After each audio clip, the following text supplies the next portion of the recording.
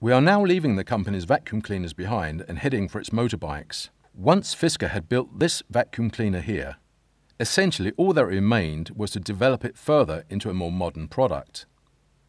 This meant that he might just as well focus his enthusiasm for motors on building something else. And that something else was a motorbike, the Nimbus motorbike. Displayed on that freestanding podium is the world's oldest Nimbus motorbike. It dates from 1919 and is actually number 2, as you can see from the number plate. Fisker was not at all happy with number 1, and when number 1 sustained some light damage in a fire, Fisker completely dismantled it and used some of the parts for number 2. Number 2 was nicknamed the stovepipe, from the shape of its fuel tank. While not particularly happy with this name, Fisker had to put up with it. It was an expression of popular humour. A total of 1,200 stovepipes were built, and with a 7-horsepower engine, it packed a punch. As well as advertising its stovepipe in magazines, on posters, etc., the company also entered it for races, such as the traditional Paris to Copenhagen run.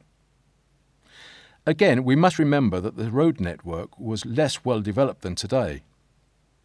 On one occasion, a Nimbus stovepipe covered the distance from Paris to Copenhagen in 28 hours.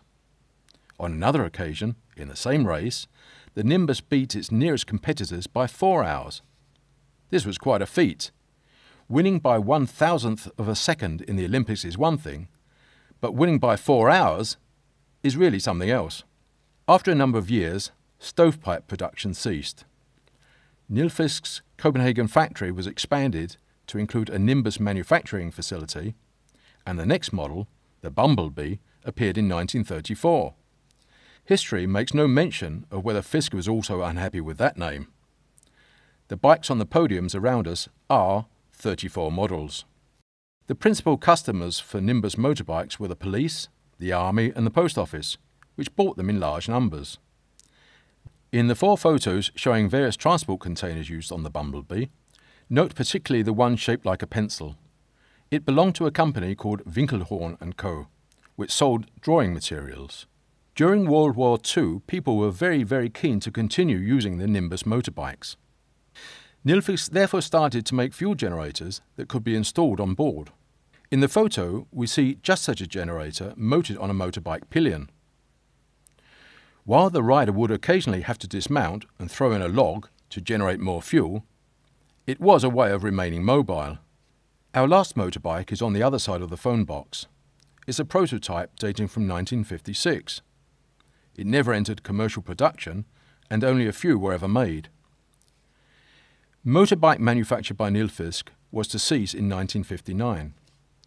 One reason was that the company decided to continue developing its production of cleaning appliances, vacuums, polishers and more professional equipment.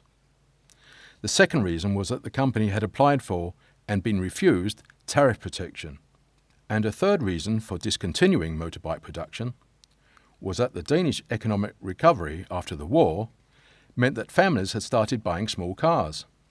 This gave the police, one of the company's leading customers, something of a headache. The police were absolutely delighted with their Nimbus motorbikes. They always functioned as intended, never causing trouble. There was just one problem. They were not particularly fast. So when people began buying cars and racing along the roads, the police were left lagging behind, unable to keep up. Collectively, therefore, all these reasons contributed to the decision to close down the production of Nimbus motorbikes. Some 13,000 examples of the 1934 model were built. This adds up to a grand production total of around 14,000 Nimbus motorbikes.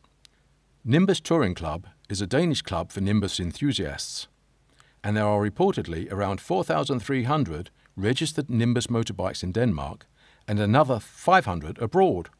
In addition, many collectors own more than one. This enables them to fiddle about with them, recondition them and swap parts.